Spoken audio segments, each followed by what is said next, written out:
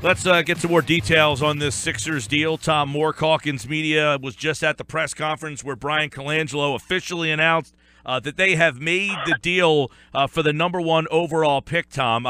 Where the Sixers were at number 3, did you feel that this deal was something that needed to be done for them? Should they have just stayed at number 3, or do you like the fact that they identified someone and made a move to go get him? No, Mike, I was hoping, and I was, calling for them to do everything they could, 3, 4, 5 weeks ago to do this, but then it just didn't look. I didn't see how it was going to happen or why Boston would trade the number 1 pick. So I kind of backed off in the last couple of weeks. But it's going to cost you number 3 pick this year.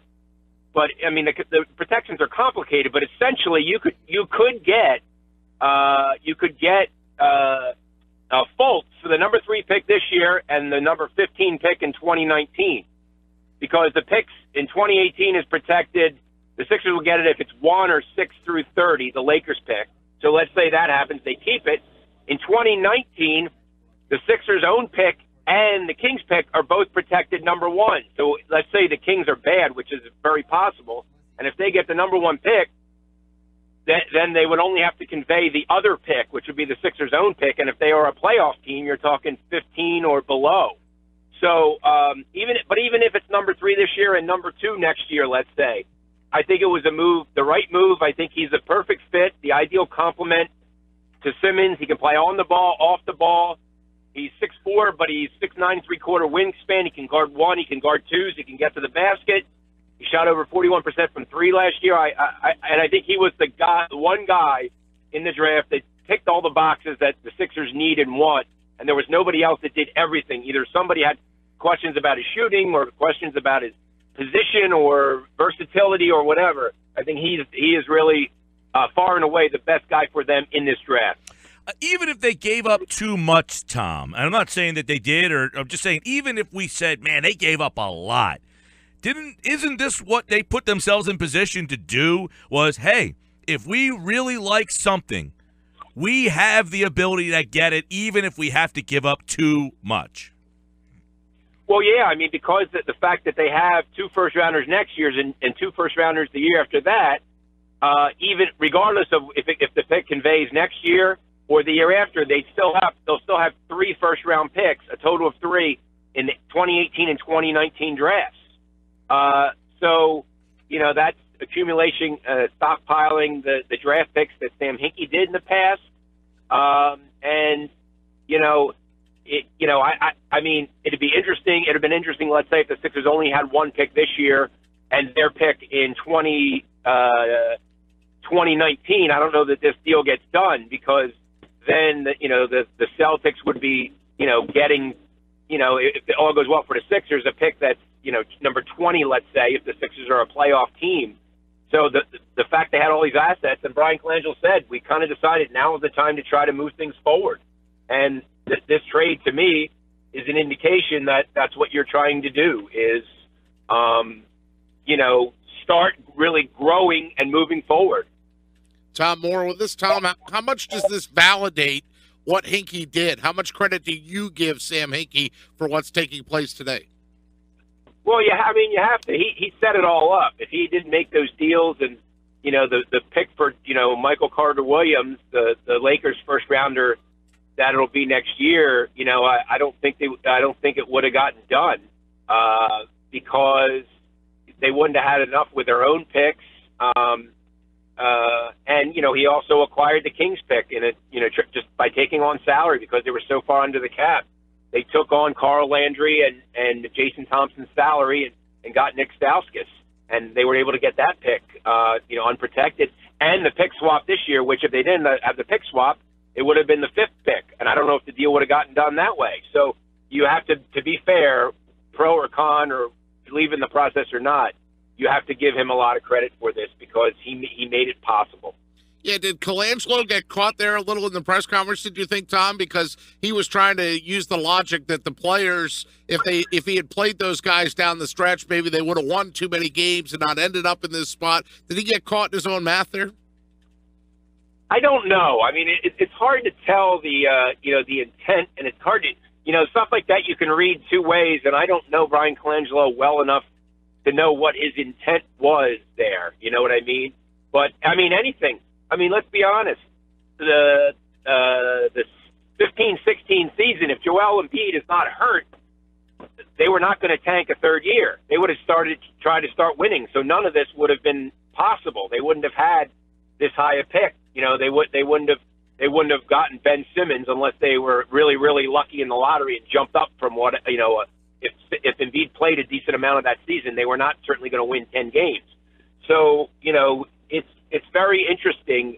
There's so many what ifs and, so many factors that go into things like this happening. It's like 10 different things. They all have to fall into place. And if one of them doesn't, they're not in this situation. But, fortunately for the Sixers, at least going forward, you have this trio of theoretically of Fultz, who's 19, and Embiid, who's 23, and I believe Simmons is 22, and, Sarge is 23. That's a pretty good group around whom to build. Now, we heard Colangelo say that he'd been talking to the Celtics about the Lakers pick for a while now. Does that say to you, Tom, that maybe Bryan Colangelo is more flexible to evaluating the landscape of the NBA and less rigid to a specific game plan for the team's future? Yeah, I think he's, I think he kind of weighed, he weighed all the options, and I think he's, found out that we can get number one, and it's not necessarily going to be a huge haul to do it. There were initial reports that it could involve a third first-round pick, a pick in 17, a pick in 18, and a pick in 19. And, that's not the case. I asked him today, does this move, or moving forward, does this mean you're more likely to be more aggressive in free agency now? And he kind of said, maybe, but then he still said he'd like to, hold on to the cap space and maybe try to make a bigger splash next year when maybe the time is right, and give this core a year to work together and see where they are and maybe better identify what the needs are, which, would probably be an outside shooter, maybe a stretch four, and at this point maybe like a backup center or a backup 4-5. But I think you have to be, sort of able to sort of dance around a little bit and adapt to situations and make the best out of it. And I think Colangelo took advantage of the assets and the situation and, was able to make a pretty bold move. Tom Moore, Calkins Media, covers the Sixers. Tom, some reports that Chicago offered Butler to the Sixers for 3. More enticing to take that deal or feel better about moving up to number 1? Well, here's the thing. Butler, is a scorer. He's a 20-point guy. He's an all-star level guy. But he's under contract for 2 years. So you don't really have any guarantees. If the Sixers are further along, maybe that's something that you more seriously consider. If again, that was the case, and I have not been able to determine that really was the case. With Fultz, you have 2 guaranteed years and 2 team options. So you have 4 years where you have control of this guy. So that gives you a pretty good idea after 4 years what kind of player he is, and is he a guy that you'd be looking to max going forward, or, is he a $20 million a year player, whatever he is. And the fact that they're so young, and, right now, the oldest guy in their starting 5 would probably be Covington, who's 26. So, that's a very young group, and 3 guys, as Bryan Colangelo said, he doesn't know, and I don't know if it's ever happened in history that 2 number 1 overall picks make their debut the same year on the same team. And I don't think it's ever happened before, because it's very rare that one team gets 2 number 1 overall picks in a row, let alone one that sits out a whole year and then makes his debut at the same time as the second guy. So, it's a very, very intriguing situation, and I think it raises the expectations, and it raises, what the Sixers are going to want to see on the court, and with Brett Brown too, that we have to see progress, and 30, we want to see. It's hard to say, but if let's say Embiid plays 55 games next year, which I think the Sixers will be thrilled if that's the case, you want to see 35, 38 wins. You want to see competing for an 8th playoff spot.